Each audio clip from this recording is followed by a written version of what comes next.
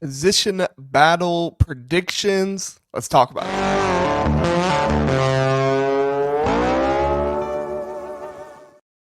Ohio State has ended their first 4 days of camp and they've just moved into their hotel and they're getting themselves ready for a lot of football in the coming weeks. But we are going to be talking about their position battles that are currently going on. Tons of questions. Who's going to be the right guard? Who is going to play the will linebacker spot? And of course, everybody's favorite topic, who is going to be the starting quarterback? I will just give you a punter prediction really fast. I'm not going to go deep into the punter. Anthony Vaneri, I think that's going to be the guy. He is a transfer punter, record-setting transfer punter from Buffalo, and I think that he's going to be the guy. So, all right, I know you don't want to hear about punters, so let's talk about some of these other positions. Right guard. All right, the right guard position. Currently, there are three guys, really two, but there's been talk about three, and we'll talk about probably the least likely candidate first, and then we'll get into two of the more likely candidates. Number one, like I said, probably least likely candidate is Luke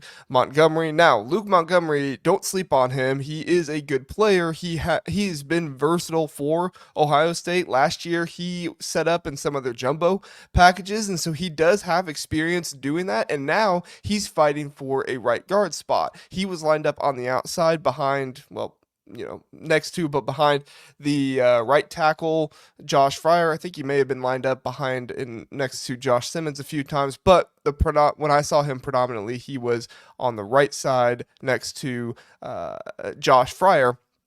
So he does have some experience there, and you do have somebody with a little bit more versatility who has played in those jumbo packages. However, he's just not been with the ones very much through camp so far. He's been in there a little bit, but it's really seemed like he's more in there when maybe somebody else is running a lap or maybe somebody else is getting work in a different spot and they need him. Not to say he doesn't have a chance at all, but he's just not getting as much work with the ones right now, which tends to lead me to believe that he is most likely fighting for more of a backup role in certain scenarios rather than being the starter in this situation. So I like Luke Montgomery a lot. I think Luke Montgomery has a bright future on this Ohio State offensive line. The fact that he was even getting in jumbo sets last year, I think speaks volumes to what the coaching staff thinks of him. I just think this year he's not in this top two for the right guard spot. All right. Tegra Tshabola is the second guy. Tegra Tshabola, he is rather large, very big, and he would be a monster having at that right guard spot, and he would be able to bring that physicality that you want. If you go back and look at his high school footage, we don't have enough time in this episode to do that, but he is violent, he is physical, and he wants to hit you. This is not a pass blocker. Not to say he's not a good pass blocker. I don't mean that by any means, but this is a guy who inherently wants to run block, wants to attack, wants to destroy the man in front of him, make him look like a little boy. And I think that that kind of aggression is something that would be awesome for this offensive line. So there's a ton of potential here with Tegra Tshabola. And the thought process has been, well, what's going on? Why isn't he running away with the job? And when Ryan Day was asked about it, one of the things that Ryan Day pointed out in his answer was consistency and knowing what is going on, knowing what his responsibilities are. So I don't think it's so much that Ryan Day is saying he doesn't know his responsibilities or he doesn't know what he's doing, but maybe he's just not doing it consistently enough for him, which, as we know, Ryan Day is huge on consistency. It was one of the things he was harping on a lot last year for the QB spot. And if that's something you want from your QB, obviously you're going to want that in a lot of different areas. I think pretty much any football coach would tell you they want their players to be consistent in what they do and what they know.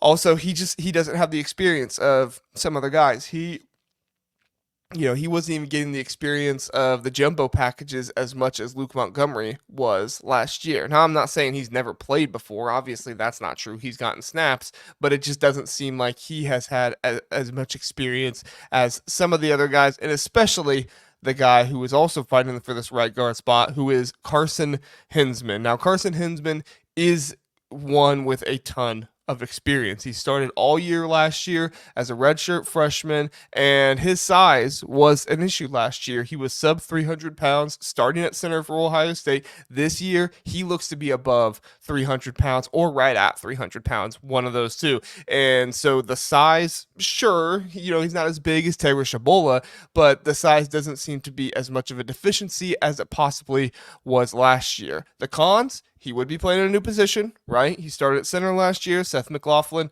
seems to have that spot locked down, and he was benched during the bowl game. Now, there's a ton of rumors going on about that. I tend to agree with Dave Biddle that it must have been something to do with the podcast or something like that. If you don't know what that was about, I forget what he was even talking about, but essentially he went on one of his friends' podcasts, or a friend of one of his friends, and talked about, the season. And I guess he said something that Ryan Day or an Ohio State coach, whoever it was, didn't like, and he got himself in a little bit of hot water, and the podcast ended up being deleted. So, obviously when the podcast gets deleted, the podcast owner didn't do that all on their own. There was probably a little bit of motivation there from Ohio State. So I think at the end of the day, for me, the key is going to be the experience. I think Carson Hinzman is going to win this job, but I don't think it's going to be by much. And honestly, if Tegra Tshabola wins this job, I wouldn't be surprised at all. I still have a really hard time picking between these two, and I think this is probably going to be the closest race for a position battle this year. I think that Tegra Tshabola and Carson Hinzman are right there, and the two of them are both going to be fantastic options. I just think that Ryan Day this year is going to lean more on that experience. I think that is going to be something, and you're going to find that as a theme throughout my stuff here. With everybody coming back and with everything going on, I think that Ryan Day really values experience, and just because he starts the end of the season doesn't mean he's going to end it. He's going to have to earn it during the season as well. So we'll see.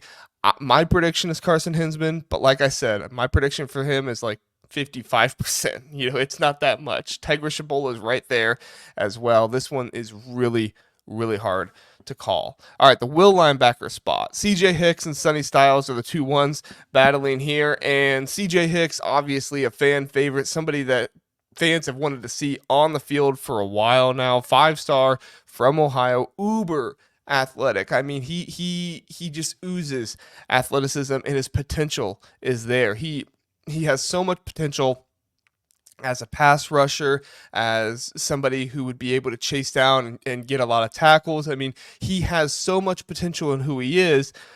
The problem is that lack of experience and the rumors we heard at one point about maybe he doesn't know the defense as well. Maybe he's having a harder time catching on to that. And when Jim Knowles talked about him, he mentioned using him as a weapon. I don't know if you use your starters as a weapon as much as maybe somebody that specializes in something. And typically the guys that specialize in something are not going to start at the beginning of the game. They're going to get a lot of snaps. They're going to get in the game a lot because they specialize in that area. But when Larry is running his special, which he hasn't done it for a while now, but when he's running his special, third and long pass rush, defensive line lineups, that's a specialty. You don't put that out there on first down and 10 every single time. So is that going to happen with CJ Hicks? I tend to believe not. I think that Sonny Styles is probably going to be the starter here. He has the experience, he has the versatility, and Jim Knowles loves moving his safeties down to linebacker. He said that in an interview, and when you look at his defenses at Duke and Oklahoma State, he has a history of doing that as well. Now, the thing that I think here is good for CJ Hicks is that CJ Hicks is going to get plenty of playing time, because I do believe that with the concern of the depth at nickel, which Jim Knowles has talked about, I think that you're going to be running into much more 4-3 lineups rather than 4-2-5. And what I mean by that is, if you remember last year, Sonny Styles played a little bit of that cornerback spot. He was a little bit smaller, wasn't quite as big as he is now, but he was playing a little bit of that nickelback spot there in the slot.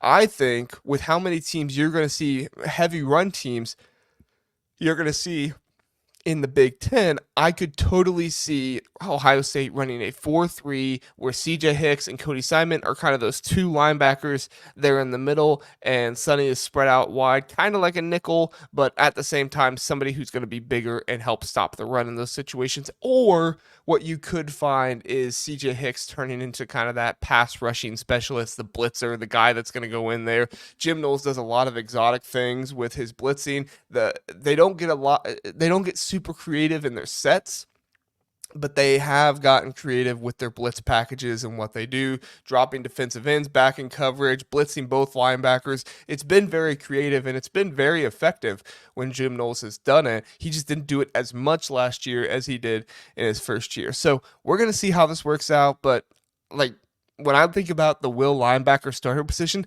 I think it's probably the least important just because I think both of these guys are going to get time. I think both of them serve a good purpose for this team, and Jim Knowles recognizes that. Maybe when you play a little bit more pass-happy teams, Oregon, maybe some of these other teams, you might see less CJ Hicks, but at the same time, those pass-happy teams, you're going to want to get CJ Hicks in there as a pass rusher. So, how much are we really going to see? I think Sonny is going to be the one to start the games, but I wouldn't be surprised if, Sonny gets 60% of snaps and, CJ Hicks gets 40. And like I said, they're going to be on the field sometimes together. So, sometimes it's not going to be one or the other. Sometimes it'll be both in those situations. So we'll see how it goes there, but that's my prediction. Sonny Styles is the one you'll see out there most often at the beginning of the game. All right, quarterback. This is the one that is always the juiciest to talk about. Let's start with Will Howard. All right, Will Howard, he's experienced. He has running ability. This guy, he's a natural leader. If you watch interviews, if you hear him talk, if you've talked to him in person, you get the vibe, you get the, who he is and the leadership that he has. He has the charm of a starting quarterback. I know that's something not a lot of people want to talk about because, you want your quarterback to be tough and all that stuff.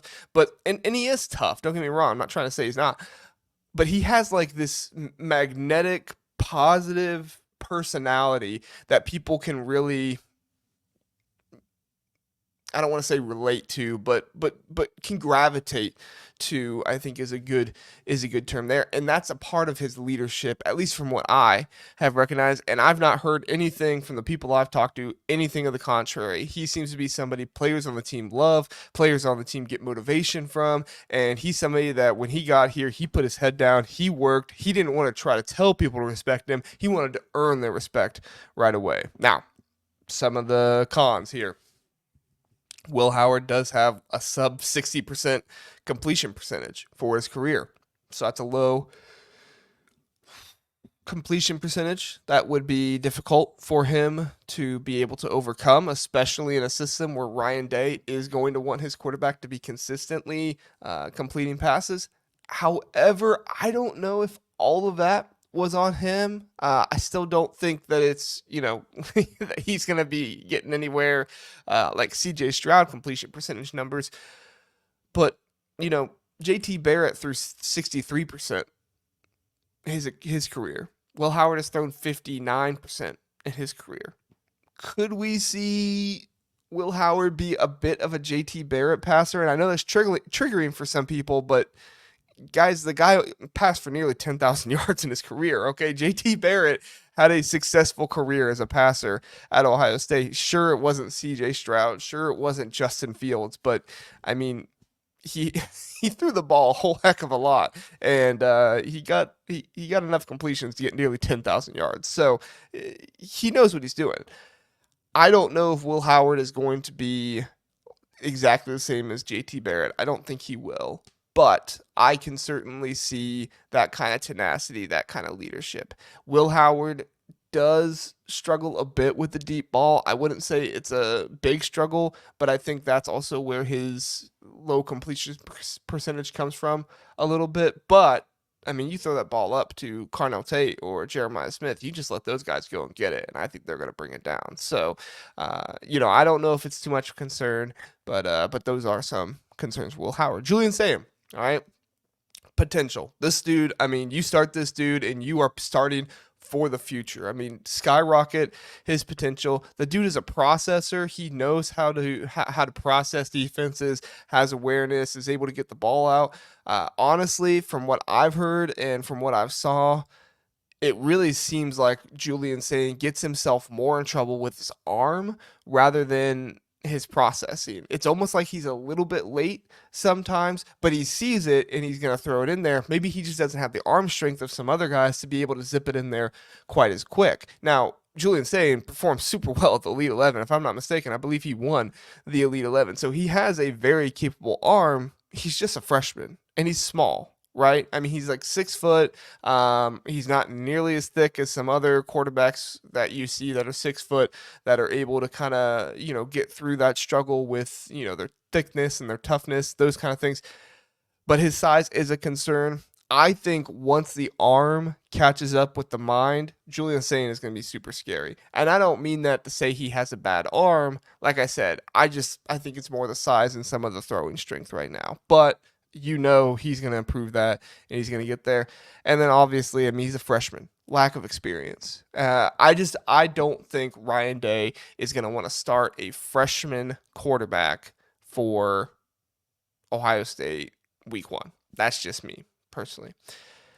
All right, last one, Devin Brown, probably the most polarizing player. I mean, you got some people wanting him started over Will Howard. You got some people saying he should have transferred because he couldn't beat out Kyle McCord. I think the truth is probably somewhere in the middle. I think both of those are pretty, wild, discrepancies between the two, how large that gap is. But I do like Devin Brown a lot. I tweeted out, I think it was earlier this year, that like if there's anybody on this Ohio State team that I want to see have success and achieve his goals more than anybody else, it's Will Howard. It's Devin Brown, because Devin Brown has stuck with this program. He is a gamer. He will never give up. I mean, it would have been easy for him to be one of the ones who left, say, hey, Julian Sayin's kind of catching me a little bit. Will Howard most likely is going to get this job. No, he didn't leave. He said, burn the boats. He said, I'm sticking around. I'm not going anywhere. I'm going to try to win this job. And I think, and if you know the backstory of Devin Brown, I'm not going to get into all of it, but if you know the backstory of Devin Brown, essentially he came into a school where he wasn't supposed to be the starter in high school, won the starting job, and had a record-setting year as a starter. So the dude is a gamer. He's never going to give up. He has deep ball passing ability. Personally, from what I've seen, I think he's a better deep ball passer than Will Howard. He just struggles in that consistency of the short to medium range passes. And I think this year, with Ohio State's defense as good as it is, I think Ryan Day is going to go with somebody more like Will Howard, who can do more of the consistent intermediate to short passes and has the running ability and the running threat with his size. Not to say Devin Brown doesn't have the running ability or the running threat. Obviously, Ryan Day believed in that last year, but he doesn't have the size that Will Howard does, and for him to be able to do that. So I think the starter is going to be Will Howard. Like I said, guys, all of these picks, they really rely on experience, and I think that that's going to be one of Ryan Day's biggest determining factors here. I think it's going to be Carson Hinzman at right guard. I think it's going to be Sonny Styles at the will linebacker, but CJ Hicks will get plenty of time in there too. And then I think you're going to get Will Howard at quarterback. Let me know what you guys think. I would love to hear your thoughts. Check me out on Twitter at JRs_rankings. If you want to hear more from me, I put out a daily show on the Big Ten Huddle where I talk Ohio State and all the other Big Ten teams. We had an episode about, was it like an hour-long episode where we went through the ESPN report about Michigan. I felt like it was super informative. I felt like we did a really good job. Go over there, check it out. We have live shows every Tuesday and Wednesday nights, me and a guy named Zach and a guy named Kent, Casual Big Ten. You may have seen him on Twitter. Come check us out. We would love to have a great time with you over there. And then, of course, Sunday nights over on the OHIO podcast. I am there for a roundtable discussion. We do all kinds of rankings, player interviews, games, all kinds of stuff like that. It's a good time, and it's really going to ramp up when the season starts. So check me out, those different places. Thank you so much for guys for watching, and do appreciate it. If you are not subscribed here, subscribe. I know that, you know, it's a big thing for the channel to get subscriptions and for the YouTube algorithm to know that you want to continue to see this content. So subscribe. We do appreciate it, everybody. Have a good one.